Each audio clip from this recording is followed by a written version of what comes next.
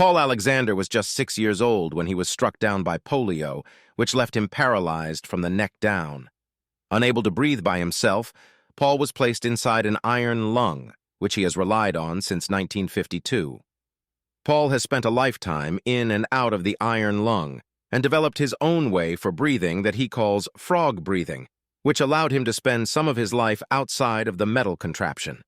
The ventilator, which resembles a terrifying metal coffin, requires patients to lie down inside with the device fastened tightly around their neck. It works by creating a vacuum to mechanically draw in oxygen to the lungs for patients whose central nervous system and respiratory function were ravaged by polio. While in hospital, doctors tried to get Paul to breathe on his own, turning off the machine and forcing him out. But it wouldn't take long for him to turn blue and pass out. Paul managed to force some air into his lungs using an exhausting technique that he described as frog breathing.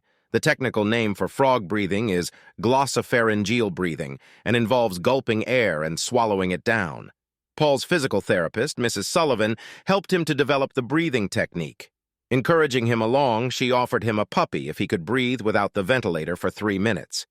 It took Paul a year to do it, but he got his puppy and called her Ginger. Once he could breathe unassisted for a long period of time, he could step outside the iron lung, venturing first to the porch and then the yard. And although he still needed to sleep in the iron lung, Paul ventured beyond the yard. At 21, he became the first person to graduate from a high school in Dallas without ever attending class in person. He was accepted into Southern Methodist University in Dallas after much difficulty with university administration and then got into law school at the University of Texas, Austin.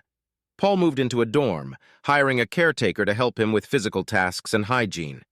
When I transferred to University of Texas, they were horrified to think that I was going to bring my iron lung down, but I did, and I put it in the dorm, and I lived in the dorm with my iron lung, Paul recalled.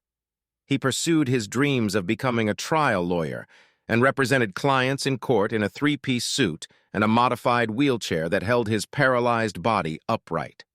Over his lifetime, he has been on planes, lived alone, fallen in love, prayed in church, visited the ocean, and has even found himself in a strip club.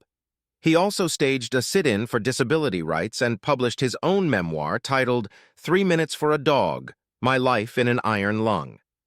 The 155-page memoir was carefully crafted and took 5 years to complete. Paul wrote each word with a pen attached to a stick in his mouth. Now, at 77 years old, he is one of the last people in the world to still use an iron lung, and he relies on it almost exclusively to breathe.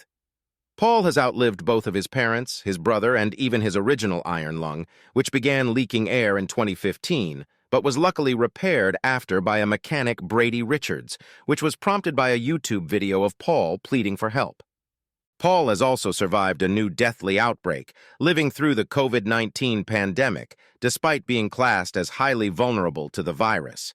In an interview with filmmaker Mitch Sommers in 2020, Paul said that he never gave up on himself, despite his circumstances. He said, "No matter where you're from or what your past is, or the challenges you could be facing, you can truly do anything. You just have to set your mind to it and work hard." However, Paul still has fears that polio, the demon which almost killed him, may return. "I can see hospitals inundated by polio victims again, an epidemic. I can see it so easily. I tell the doctors it's going to happen. They don't believe me," he told The Guardian. The mid-20th century scourge sickened tens of thousands of people and killed thousands each year. Thankfully, there has not been a new case of polio in the U.S. since 1979, or in the U.K. since 1984. And by 2000, the World Health Organization declared all of the Americas and the Western Pacific region polio-free. India, which had seen 200,000 annual cases of the virus a year in the 1990s, was declared free from the diseases in 2014. Currently, the virus occurs in just 3 regions, Afghanistan, Nigeria, and Pakistan, and cases reach numbers in the dozens.